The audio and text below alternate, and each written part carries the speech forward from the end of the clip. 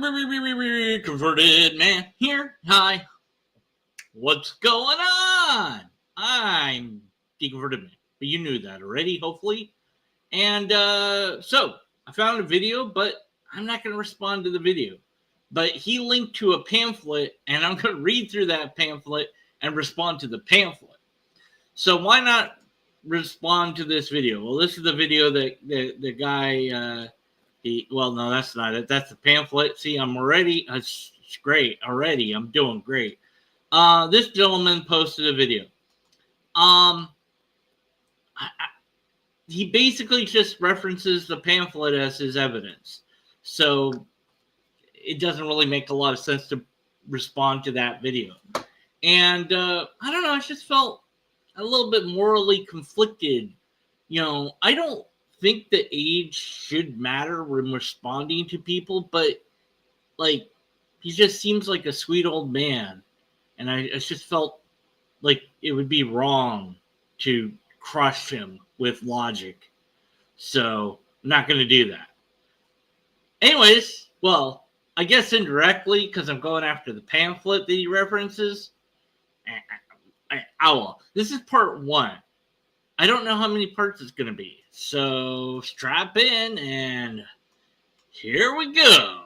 All right. So this is just consider the evidence, which of course their website wants your money, but they do offer this pamphlet for free to read on their thing. So cool. I guess we'll start with the cover. Let's see. A reasonable investigation of the claims of Christ. Sure. Yeah, I don't know who wrote this. No, who wrote it? We don't know. Okay, cool. I'm always amazed that people who are going to buy a new stereo system or a new car or even a new refrigerator will spend a great deal of time researching different magazines, looking at customer reports and reviews online, and maybe even trying them out, only then finally selecting the very best one for the money. But when it comes to much more important issue of salvation and the destiny of their eternal souls, they just shrug and say, well, everybody has their own beliefs, you know? Okay, well, let's unpack that a little bit. Yeah, it's important to do your research for all the things. But do I have a soul? That's a belief that I would have to have. I'd have to know about the idea of soul to research it. But how would I do that? How would I find out if I have a soul or not? What methodology would I use? Sure, people say that I have a soul. Books have said this. People have said this, written and recorded. I've heard people say that. But how do I demonstrate that there's a soul?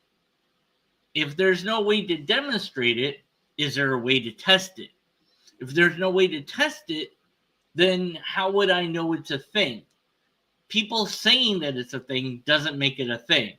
There has to be some methodology that can be employed to show this is a thing. And more so because it interacts supposedly with my brain or my body or both. So the soul should be detectable somehow, but it's not. No one's had detected it. And what a soul is, or spirit, and those two words, depending on what culture you have, may have the same meaning or different meanings, depending on what beliefs you have.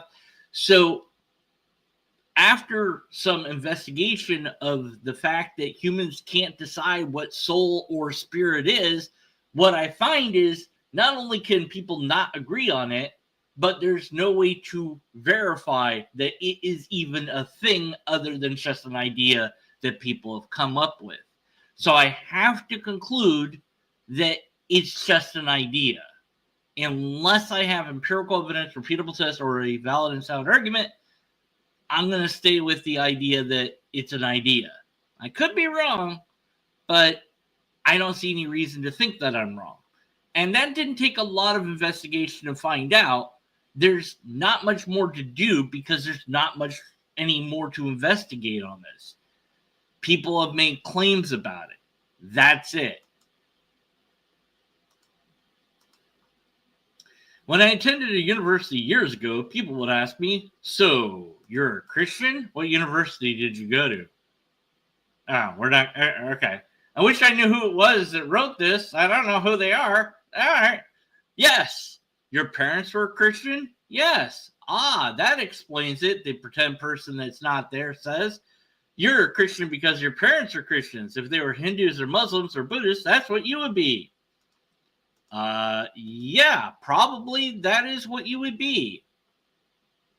It's just pointing out the facts. But that's not really the question, you know. What? Here's the real issue. If I were able to line up all the belief systems in the world and examine them, turn them on, and try them out, then what faith system would I be? Well, good luck doing that. There's a lot of religions that are active today. And I mean, are we going to look at the subsets of the religions as well, the different denominations of Christianity? Let's see, Pentecostal, Baptist, Lutheran, Methodist, Quakers.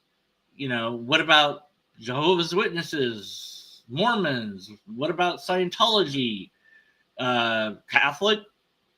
Different versions of Catholic. Are we going to do Muslim? Are we going to do Judaism? What about Hinduism? What about Buddhism?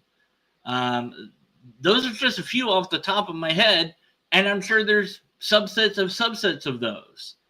And then there's religions that people don't follow anymore. You're going to also try them out. It'd be an exhausting amount of research to do, but if you want to do it, I guess every day could be spent as a different religion. I'm not sure how much you would get out of doing that, but okay, at least it'd be something to do. Maybe a week in every religion, but even then, I don't think that you could cover them all within any, you know, I don't know how long it would take. That's just too many. But I mean, if you want to do it, okay. And then you would be able to have an answer after you have done that. But I don't think that you've done that. I don't think that you're going to do that, and I doubt very much that you're that you're going to explain to us your methodology here. But let's find out. One day, okay, you're not answering the question. I already know. One day, a famous Bible teacher. Which one? Which famous Bible teacher? Oh, wait, we get to know. Okay, sorry. In America, named Harry Ironside. I've never heard of this guy. Harry Ironside. All right, who's this guy? Oh, he is. Let's see.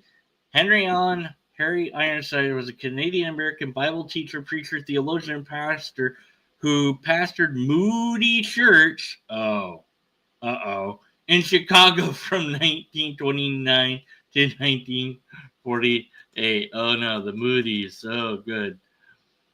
Yeah, the Moody's were like pretty much kind of like a cult sort of thing. So I don't know where this is going. He was preaching out the streets of Central California. A man passed by and interrupted to say, "Excuse me, sir, this didn't happen. How do you expect an ordinary man like me to figure it out the right way? There's thousands of beliefs in the world." Sir, thousands of beliefs? I only know of two. The passerby was confused. This conversation never happened. Two? The man said, "Well, there's Buddhism, Confucianism, and Hinduism, and Islam, and the versions of Christendom." "What do you mean there's only two?" Ironside paused. "Those are those who believe they can save themselves," he noted, "and those who believe they need a savior." Well, congratulations, anonymous author. False dichotomy. One logical fallacy. No. Those are all the different beliefs. No. No.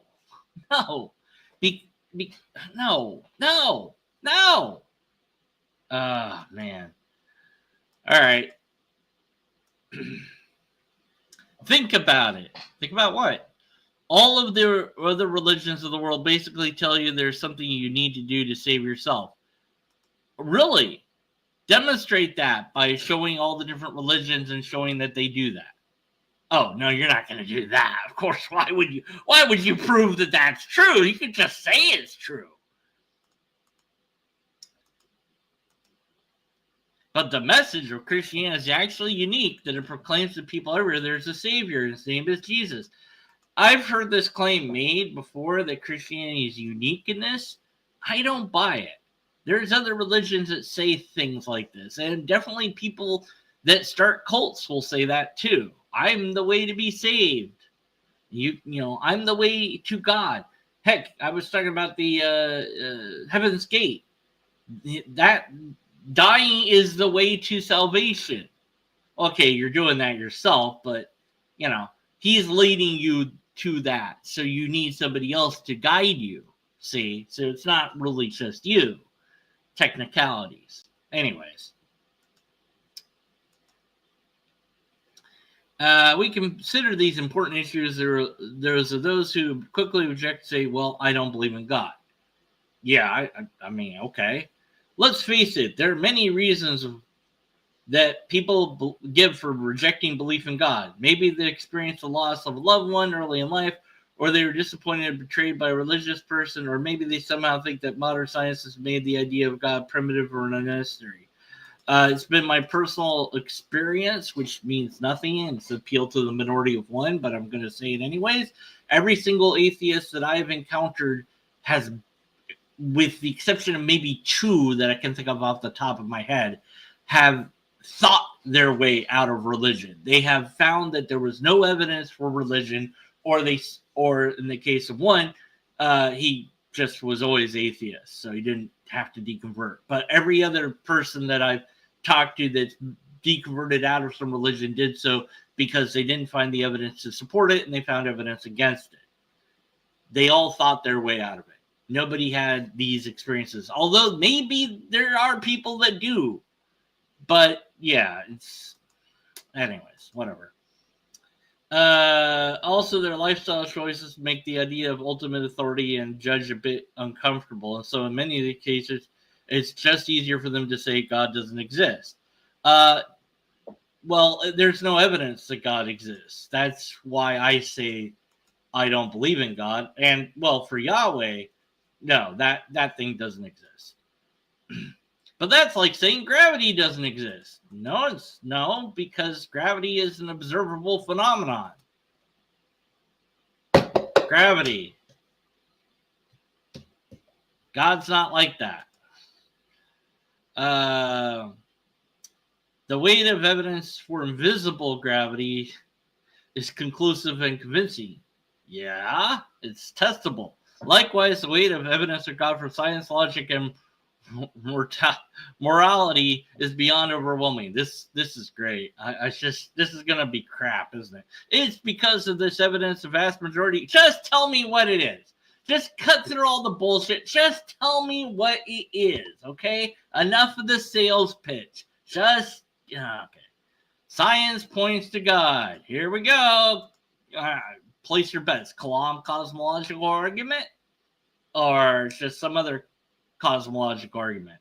I don't know. Let's see. Mid-20th century science discovery were causing atheists a great deal of discomfort. Citation needed.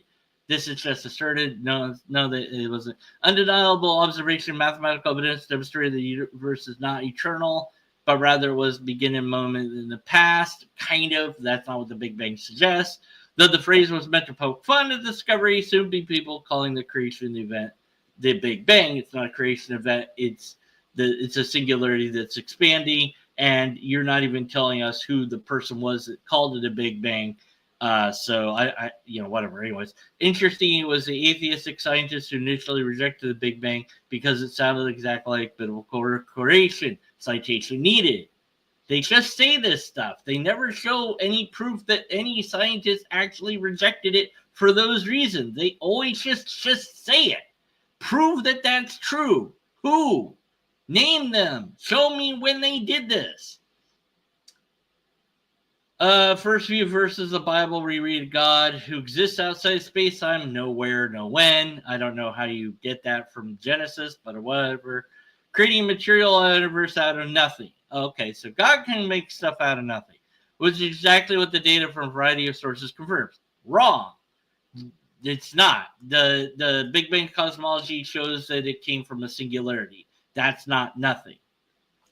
So you're wrong scientifically. That's one scientific error. Oh man, so we have one logical fallacy and one scientific error. I'm gonna lose track of that. All right, over time, the case for non-eternal universe overcame. Let's see. Background radiation, inside relativity. Okay, good. The universe was created out of nothing, and the universe is not eternal. Wrong. Science doesn't say the universe was created out of nothing.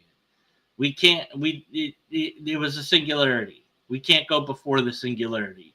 Our math doesn't let us do that. Physics breaks down at the T1 point, maybe even before the T1 point, but definitely at the T1 point. And the amount of heat during the T1 point, which is called the Planck temperature, is so great that our physics breaks down there, so we don't really even know how to map that. But what the Big Bang cosmology points to is a singularity, and that's definitely not nothing. That is definitely something. So the idea that it came from nothing is a theistic idea, not a scientific one. So that's two scientific errors you have. Let's see. Famous theoretical physicist Alexander said, with proof now in place, cosmologists know behind divided by the protestants. They have their face rather than because of the beginning. This guy said astronomers have painted themselves a corner because they have proven by their own method the world began abruptly in act of creation. No, that's assuming a creation is there. And so that is not a scientific idea. That is a theological one, and it's also circular reasoning, which would be another logical fallacy. So we're 2 and 2 so far.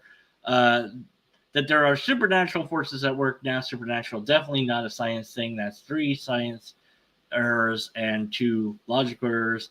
And I think it's a scientifically proven fact. Well, this guy was just wrong. He didn't publish that in any peer-reviewed paper, did he? Quantum chemist Harry F. 5-time nominee for Nobel Prize in Chemistry offers this. A creator must exist. I don't care what he says.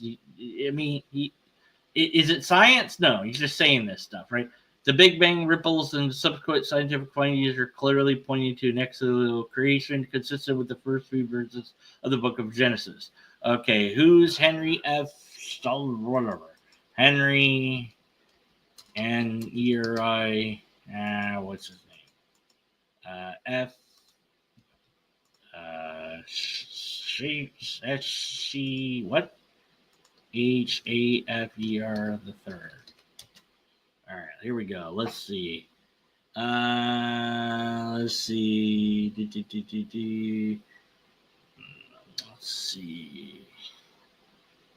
see. Did he actually say this? Let's see. Creator must exist.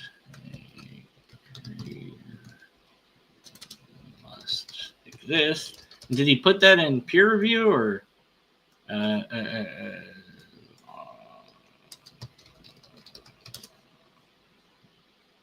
Let's see.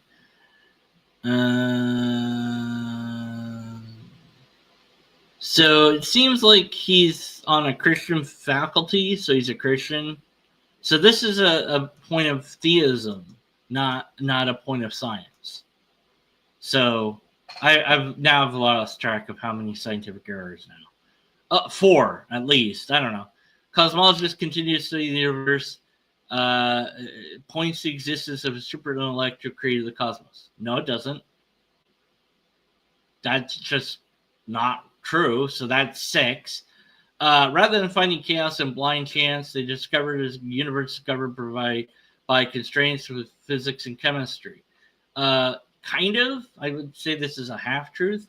If any of these values vary... Okay, so now we're talking about fine-tuning. You don't understand fine-tuning. Once again, science proved logically there is an intelligent creator. No, it hasn't. Nowhere in science has that been done. That's just a lie. So that should be a logical fallacy, but it's not. I think it should be one. I don't know, 7 things that are not scientific now. You're just saying things. You're just saying things. With regards to this fine-tuning, Professor whoever wrote, following Scientific American has surprising laws of nature and the universe allow for the existence of beings who conserve it. Okay, yeah, okay. And then he says something that he doesn't know is true. Life as we know it, life as we know it would be impossible if one of several physical quantities had slightly different values. Well, yeah, life as we know it, sure, but that doesn't mean no life. So if things were different, things would be different.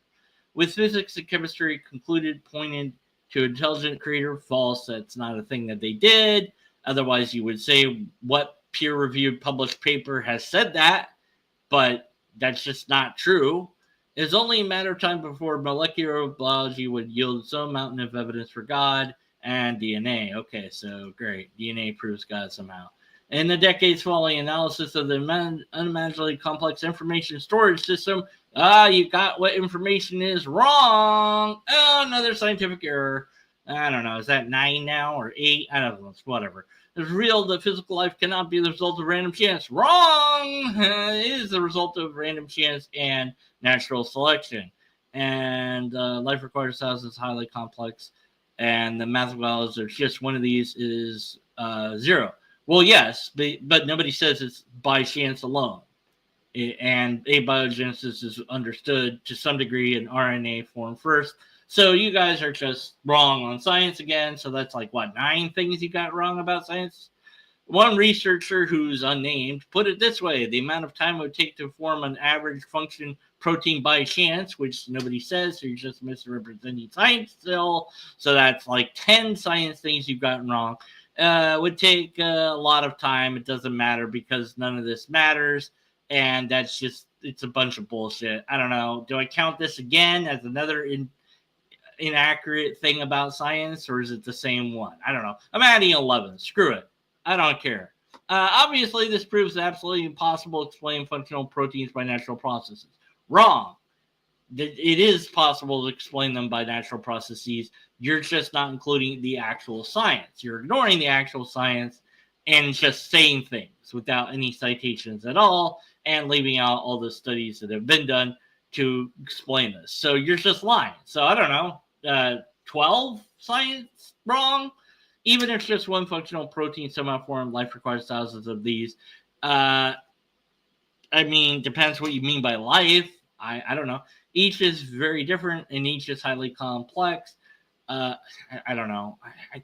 I can't put it in an analogy. Oh, good. Appeal to analogy. Let's see if it's a good analogy or not. Imagine hearing from Fred Smith from down the street has won the Powerball lottery. You say Fred's lucky and you'd be right. And it's whatever, but he you know, and then he won the next Powerball. Okay. Yeah, that happens. There have been people that have won more than one lottery in a row. And I just, then you expect something was up. Not necessarily. They might, but they would do an investigation to it. And once again, you'd be right. No, not necessarily, because this does happen. You would instinctively infer that he is probably working with someone on the inside. You shouldn't, because you don't have evidence of that.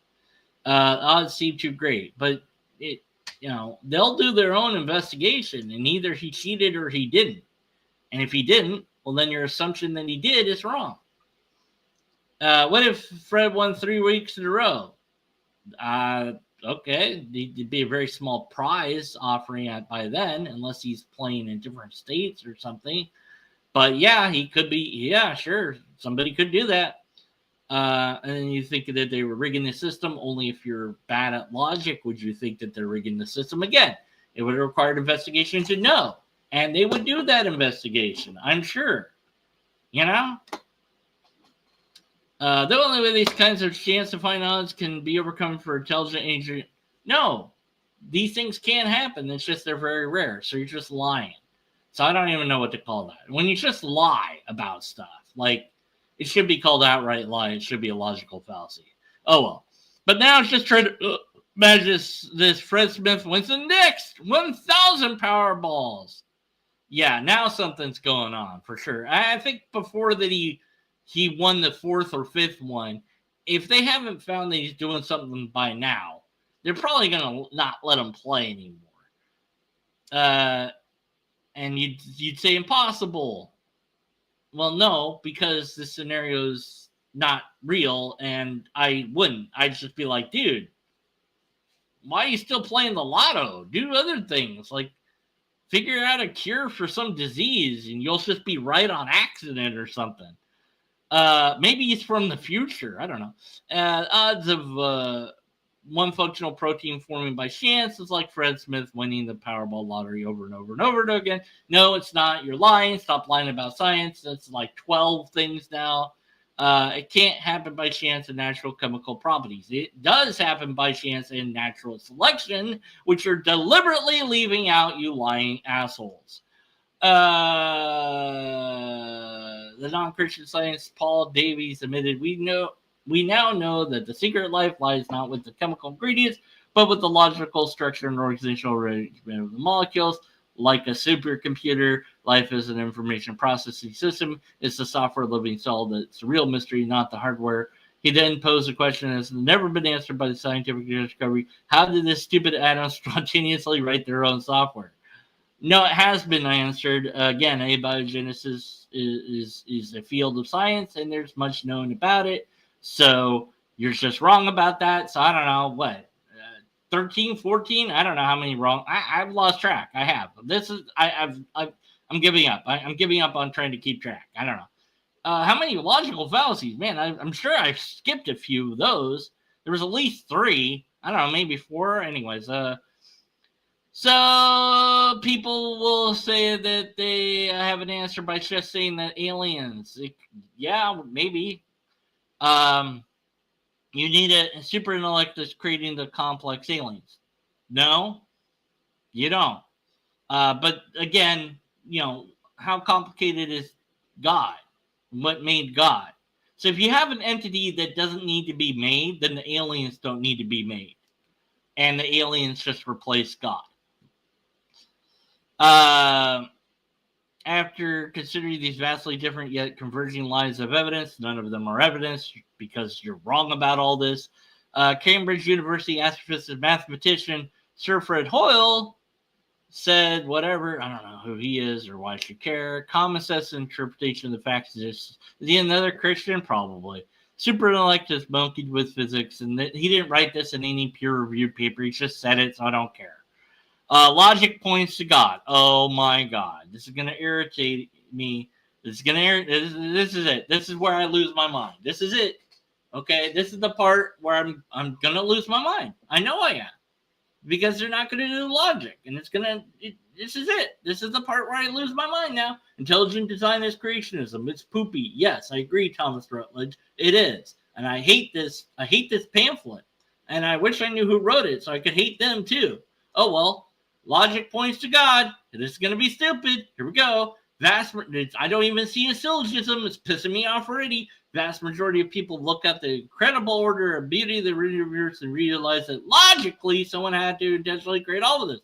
No, because that's an assertion without any argumentation made. So that isn't logically wrong. I don't know what number we're on fallacy. We'll just start anew, okay? Wrong. I'll keep track on my fingers. So no. Let's see. From giraffes to galaxies, ecosystems to solar systems, the intricate universe is impossible to miss. No, that's not a logical conclusion. Think about it. No one would look at the 4 faces carefully carved into the granite of Mount Rushmore and say, "Look, nobody made that." Appeal to false analogy. So that's 2. It's a coincidence of time, chance, and erosion. No one look at famous painting of Mona Lisa and the other appeal to false analogy and say nobody painted that. It's just a coincidence. Neither is statement to be logical because we understand cause and effect. Cause and effect are not the proper thing to label that. Well, I mean, no, cause and effect aren't the proper labels to use. So now you're just I don't even know what that's like a formal fallacy. You're just saying cause and effect, which is like the wrong terminology to use. Whatever. I'm not going to get into formal logic. Screw it. When it comes to creation of the universe, we can look at it logically as well. I'd love for you to do that. So far, you have 3 things that are not logical so far. Oh, here we go. Here we go. It's a fucking Kalam, isn't it? Fuck me. I knew it. I knew it. I knew it. I knew it. Everything that you begins to exist has cause. Fuck. Fuck. Again. The KCA. Again. I knew it. I told you. Oh, why? No. I already did a video on this. I don't want to talk about the KCA. It's so bad. Okay, fine.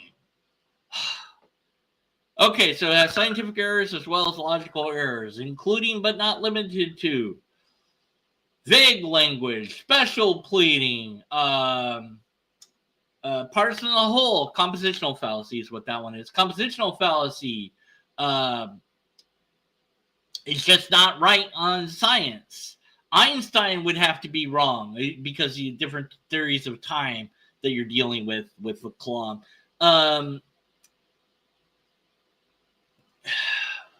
Non sequitur. I forget. There's like 10 at least. There's so many fallacies and I can't list them all. I did the video, KCH. Just watch that. I hate this. No. See, it's pissing me. No. And okay, so the universe. No, we don't know that. We just don't know that. No. Planck temperature says no to cause and effect. We don't know. And then they just said the first cause must have always existed, which that doesn't follow logically. It has to be eternal. That doesn't follow logically. It has to be personal. That doesn't follow logically. There's no arguments made for any of these things. There's just statements. So every single statement here is a fallacy, basically.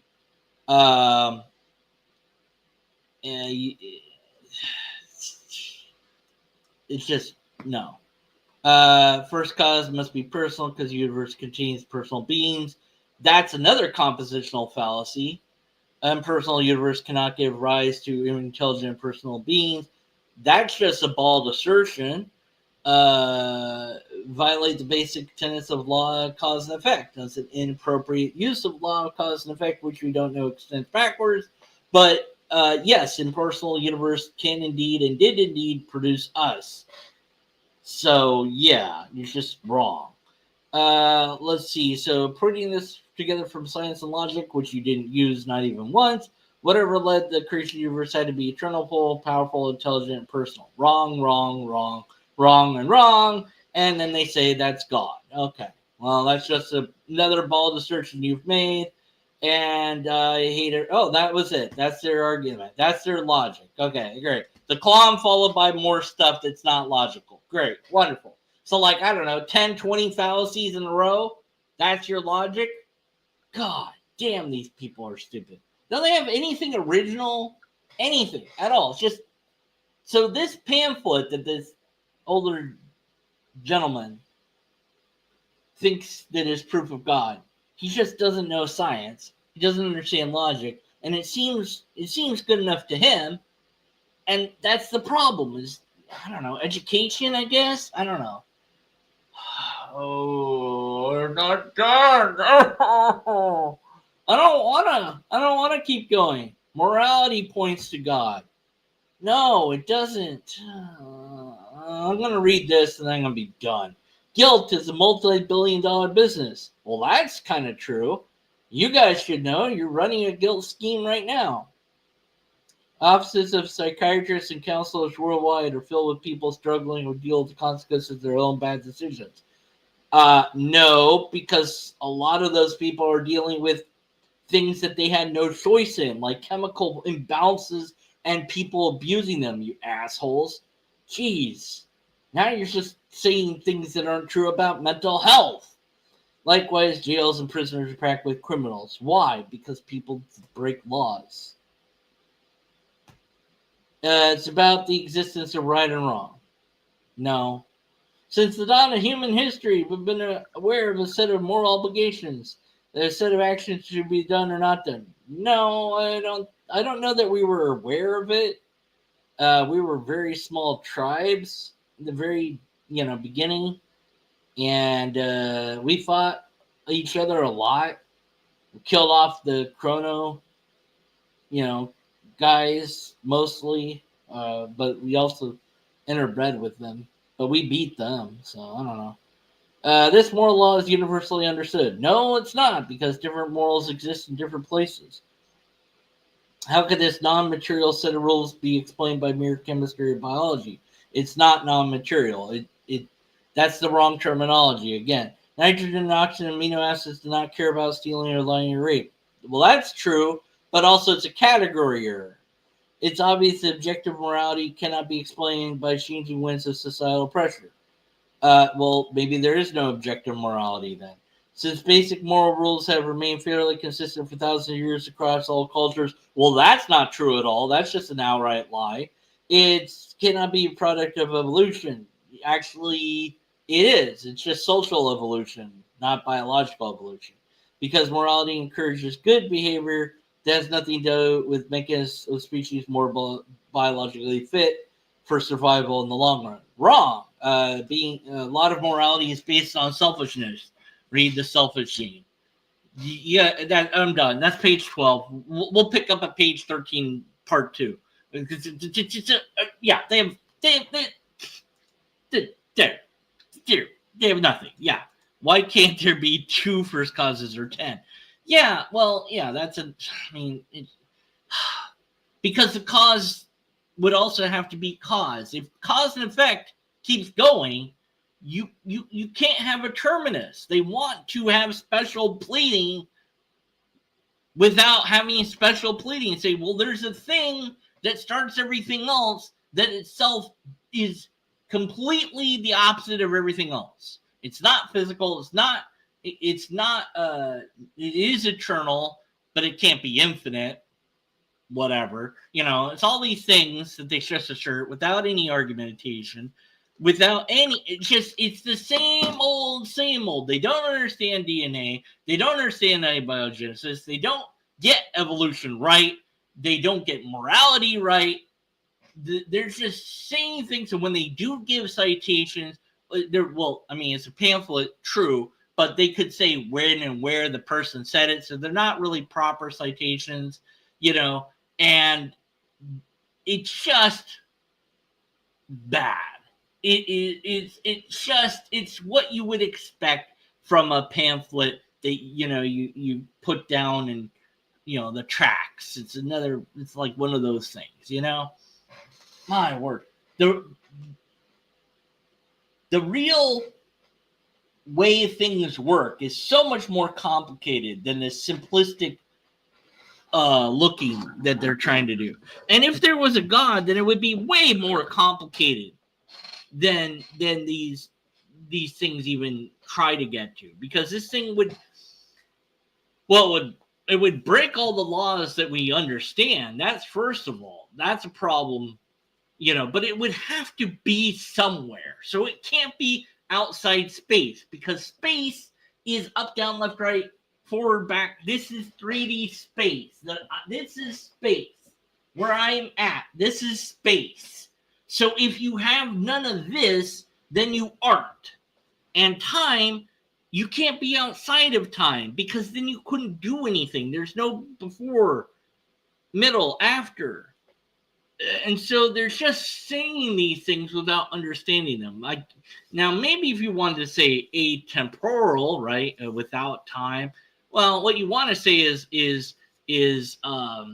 immune from time, or something like that. Like that you have a time machine and you can go anywhere you want, but you're still affected by time. Even when you're moving through time, you're always going to be affected by time. So just take Back to the Future, even though it's a movie, okay. Got a time machine in that. It's just simple. Going from 0 to 88 miles per hour takes time.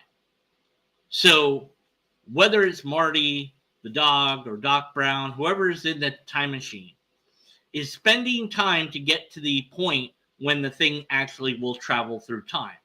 The moment that it hits 88, It's instantly now in the next time. But now it has to decelerate for safety. Okay. The person technically could jump out, I guess, but you want to decelerate. So that takes some time too. So I don't know, 0 to 88. How fast can you accelerate in the DeLorean? I don't know. I wonder if the internet knows. How fast can DeLorean accelerate from 0 to 88? Let's see. Okay, so 0 to 60 time was about 10 seconds. So, I don't know, 16, something like that. I don't know. Whatever. So it takes an amount of time to get to that point. If you think of H.G. Wells' A Time Machine, he sits in the thing and it spins around and this bubble forms around him and time is moving, but he's still experiencing some amount of time. But the bubble making also takes some time. Now, again, these are fictional depictions because we don't actually have a time machine.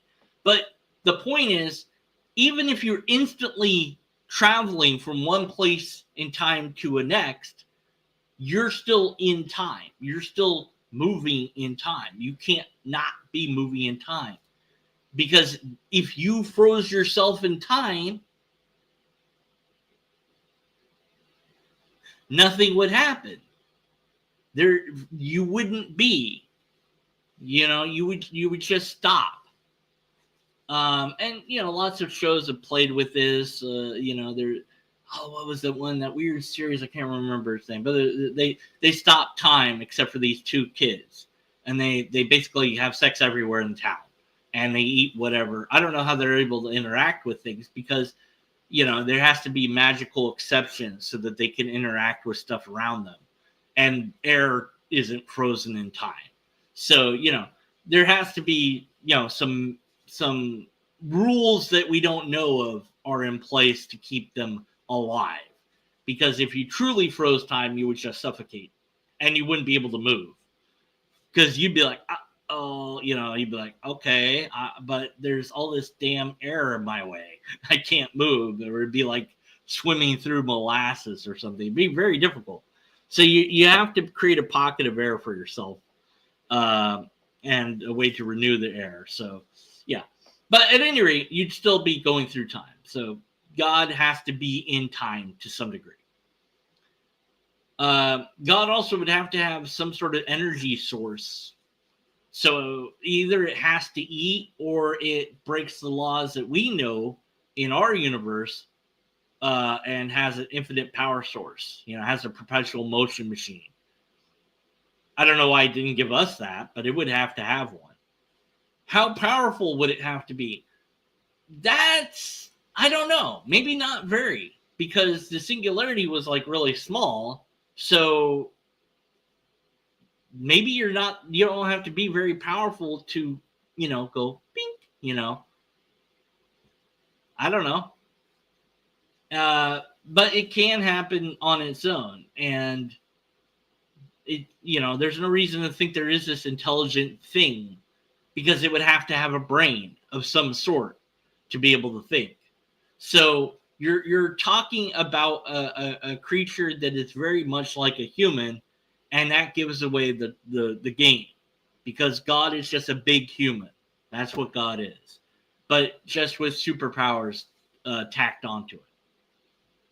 But God is brainless, if you ask many theologians, because God doesn't have a brain. So how does it think without a brain? How does it do anything without a body?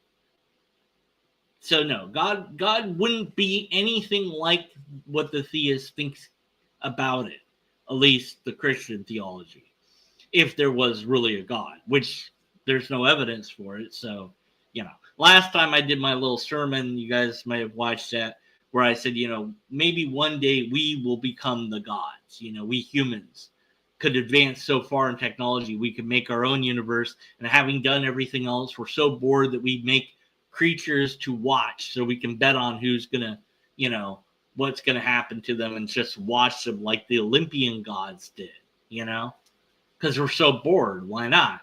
And we're basically amoral monsters at that point, but we've done everything else, so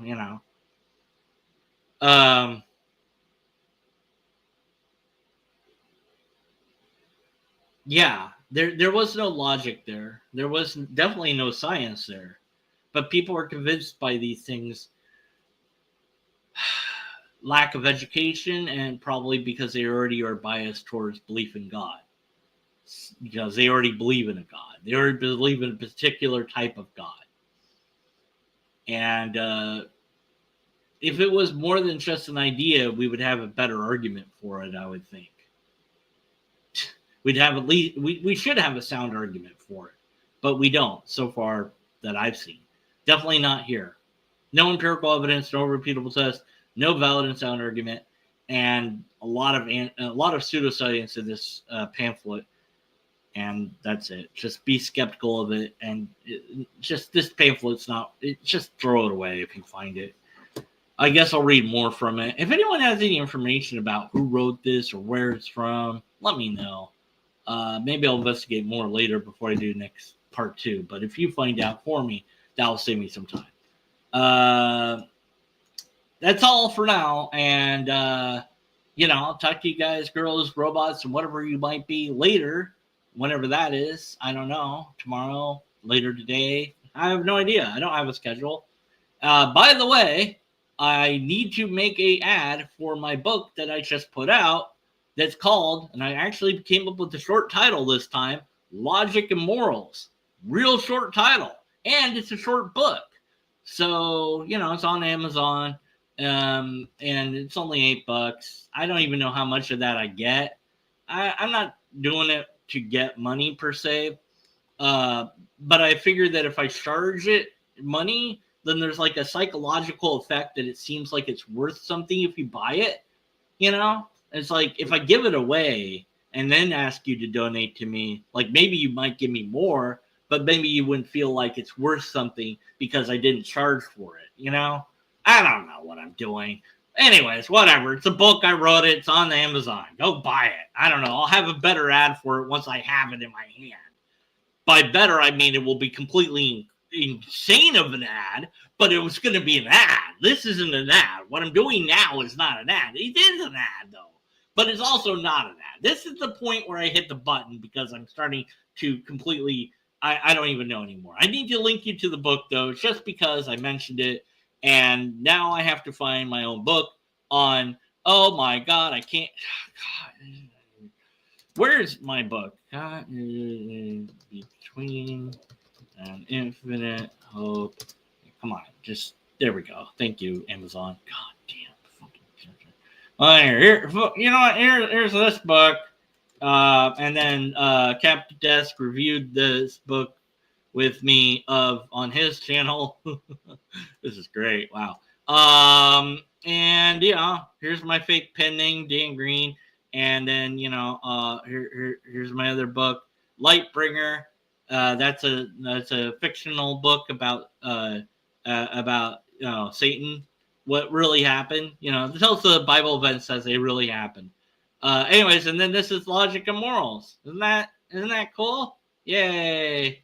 So, yeah, go do that. Go buy that or whatever. Or not. I don't know. All right. Take care. Or don't. Don't take care. What does it mean to take care? Okay, I'm ending the thing. Be skeptical. There you go. That's the thing I'm supposed to say.